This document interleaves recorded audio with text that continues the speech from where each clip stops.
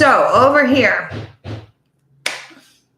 let me apologize. I am Kirsten Peck, and this is my all-star teaching celebration for teachers and administrators, principals. I've invited lots of people. I'm not sure who all is going to be able to find their way over here to the video. And actually, I think I'm going to be editing it and doing a lot of follow-ups by email. But in the meantime, the show must go on, as they say. And so I'm just going to switch over here and let me just kind of talk to myself for a while. I'm having a party with myself, although I have to laugh. Actually, I'm having water, which is always a good thing here. We should be drinking more of it. But what I wanted to do first up is everybody that's signed up and everything that's seeing this, I put together a list of my favorite instructional strategies that I use with students to engage them and really catch their attention. Is a big part of what I do when I try to teach.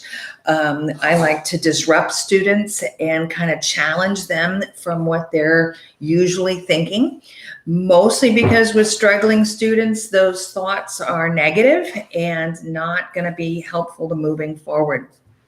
So I'm a big believer in the disruption or a shakeup of some kind. I often move the desks around in my room just to shake things up. And, those are some of the strategies or some of the things. But what I did is I put together a cute handout here that's got details about my 4 strategies that I recommend. And the point of what I'm really trying to get at here is the way that teachers have to go beyond and above and beyond the usual strategies and the usual techniques that we've been taught in teacher school, and that one size does not fit all. We know that. And as much as we try and adapt and we try and make sure that we are doing our best, of course, there are going to be cracks where students are going to slip through the cracks, or things are not always going to go as you planned. Case in point today here with my event. And we as teachers really are like the masters of improvisation and of that stepping out of the box, really coming up with something that will solve the problem. We're used to standing in front of a crowd of people and then everybody looking at us and expecting us to have the insights and the solutions.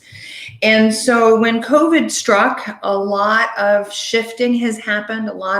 We've had to go online with schools. We've, obviously shut down for a while, but now trying to get everybody online, or now school's coming back in session and we're going back in the buildings. And are we going to wear masks? Are we not going to wear masks? Or are we going to go in the building?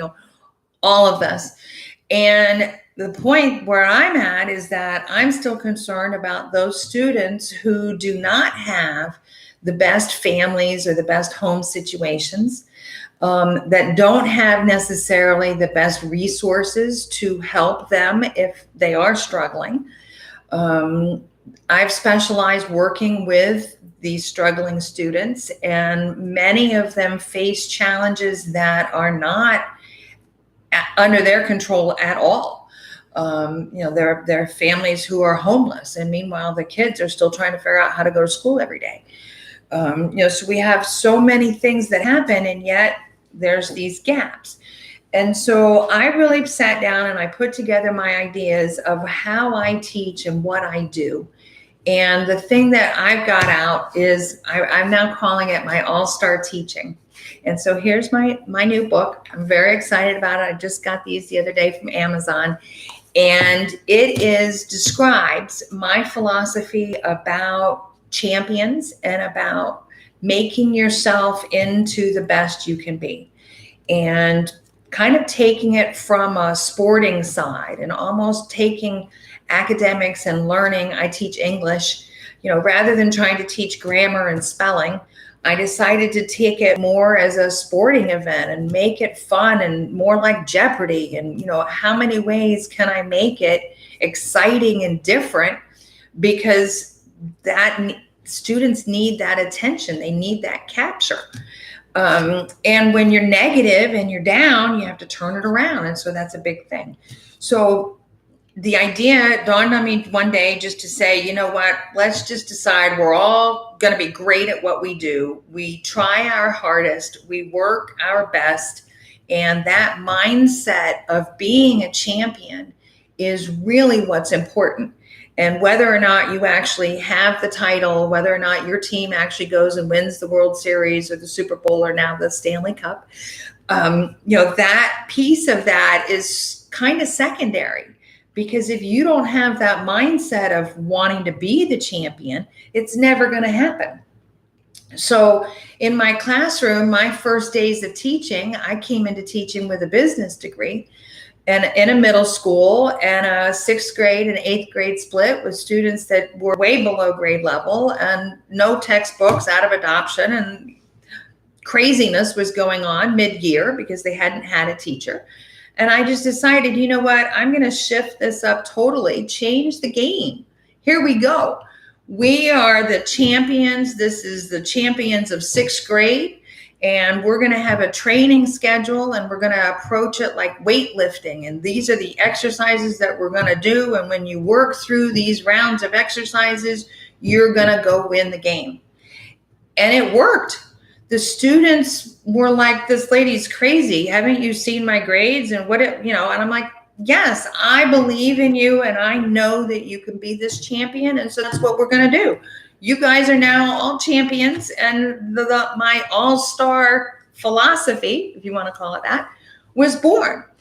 And so as I've become teaching now, and as then I got trained and go to all these ways and learn all the methods of teaching the way you're supposed to do it when you're trained that way, I'm like, let's plug all these things together. And I've heard about the use of inquiry and why research and inquiry projects are so transformative for students.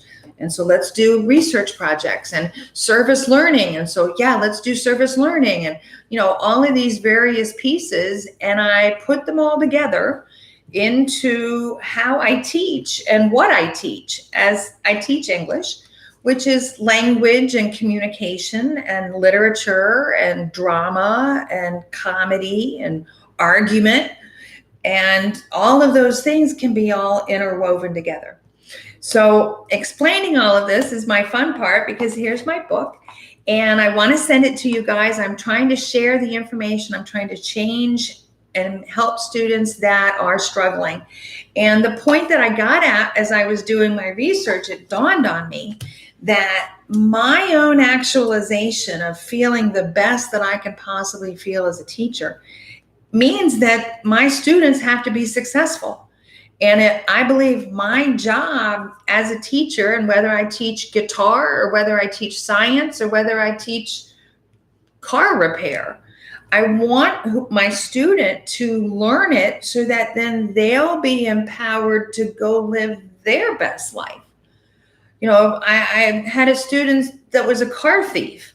And I convinced him that he needed either to go get a car wash job and start detailing cars or a mechanic and become a mechanic or do something else with cars, because obviously stealing them was not the way to go, but that empowerment of him. And when I told him that I knew he could be a mechanic, I knew he could do that. He looked at me. Nobody had ever told him that before. Nobody had ever believed in him and what he wanted to do. It's going to make me cry because, his story, his mom's boyfriend taught him how to drive when he was 8 and how to steal cars when he was 10. And so that's why he's a juvenile offender sitting here in my classroom when he was 14. And I'm like, that's so wrong. That's just such a messed up story. And then here's this kid that's looking at me and he loves cars. I'm like, how about a mechanic? How about a tow truck driver? How about a race car driver? I mean, let's make the list. Let's start pursuing everything you could possibly do with a car. And that kid, when that became his research project, that kid went in, was like, I wanted to learn all about all these things, suddenly had a purpose and had a reason besides just doing something because he didn't know what to do.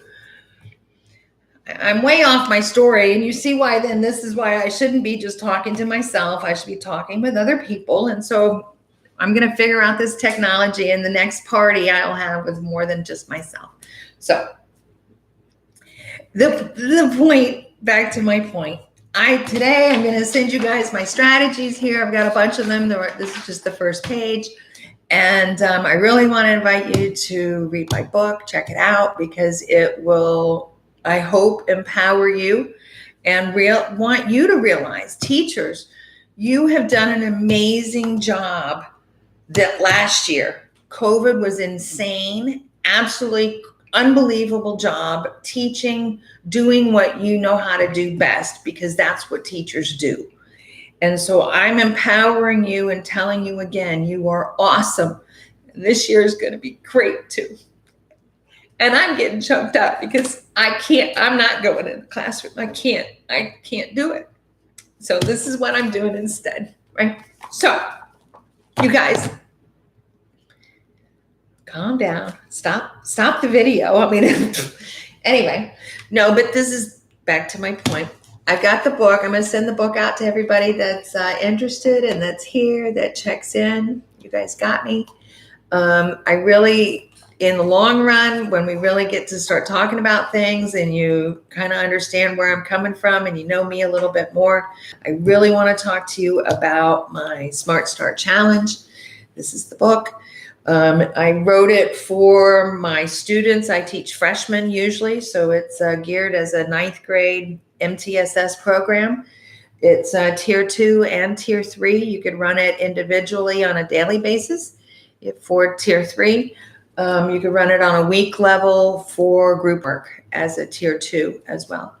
This is the program for the students. And what I did is I wrote the teacher edition, of course, because I think every teacher can run my virtual event. It's 31 days of thinking and reading and a little bit of communication, a little bit of problem solving, some identity work, some service learning project is in it, of course. Digital projects are in it to really get students to focus on their future and get a smart start on their future. So thank you for coming by or listening to my video. And like I said, teachers are amazing. And all of you out there are just unbelievable. Have a great year this year, and reach out to me because I've got a great way to help struggling students. Okay. So thanks a lot. Bye.